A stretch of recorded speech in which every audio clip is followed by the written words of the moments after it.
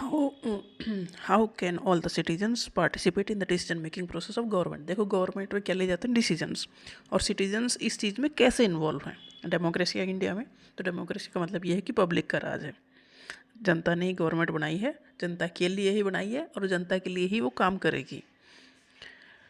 तो सिटीजन कैसे पार्टिसिपेट करते हैं डिसीजन मेकिंग प्रोसेस में, जो भी गवर्नमेंट डिसीजन लेती है उसमें सिटीजन कैसे पार्टिसिपेट करते हैं। ऐसे करते हैं, सिटीजन जो है अपना रिप्रेजेंटेटिव चुनते हैं। जैसे क्लास का रिप्रेजेंटेटिव क्लास का मॉनिटर होता है और वो प्रिंसिपल के पास जाके अपनी क्लास की बात करता है, ऐसे ही हम अपने एरिया के रिप्रेजेंटेटिव चुनते हैं। तो स्टेट की असेंबली में भेजते हैं हम एमएलए को, जो हमारे एरिया की बात करेगा, और पार्लियामेंट में भेजते हैं हम एमपी को। अपने एरिया से चुन के एक एमएलए और एक एमपी हम भेजते हैं, तो वो हमें रिप्रेजेंट कर रहा है। तो सिटीजन्स इलेक्ट करते हैं their representative by voting. Elect मतलब इलेक्शन के बाद जो जीत के गया ना, हमने उसे चुना है, इलेक्ट किया है। इलेक्शन हुए हैं, हमने जिसे वोट देके जिताया है वो जीता है और वो एमपी या एमएलए बना है। तो हमारे रिप्रेजेंट करने के लिए ही वो पार्लियामेंट में गया है या स्टेट की असेंबली में गया है। पार्लियामेंट में जाएंगे एमपी, एमपी का मतलब मेंबर ऑफ पार्लियामेंट, और स्टेट की असेंबली में जाएंगे MLA, member of legislative assembly. ठीक है। अब जो लेजिस्लेचर हैं यही हैं जो कि सारे फैसले लेते हैं, क्योंकि इन्हीं में से ही सीएम बनते हैं और इन्हीं में से ही पीएम बनते हैं। स्टेट में सीएम बनते हैं और जो सेंट पार्लियामेंट है उसमें पीएम बनते हैं। तो इनडायरेक्टली हमने ही सीएम और पीएम को बनाया है, वो हम ही रिप्रेजेंट कर रहे हैं।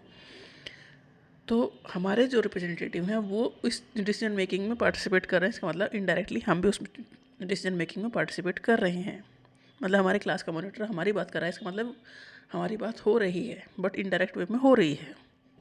सिटीजन इलेक्ट करते हैं the representative by voting. Vote डाल के हम जिसे जिताते हैं वो हम रिप्रेजेंट करते हैं। Citizen can stand for elections and become representative to make decision themselves. देखो यही नहीं है कि हम वोट डाल के किसी को जिता के भेजेंगे, हम भी इलेक्शन लड़ में खड़े हो सकते हैं, हमें भी कोई रोक नहीं सकता।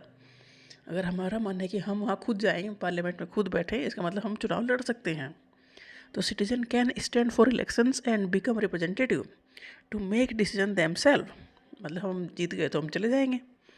Citizen can use RTI to seek information from the government. देखो हमने गवर्नमेंट बना के भेज दिया, एमपी एमएलए जो है उन्होंने गवर्नमेंट बनाई है।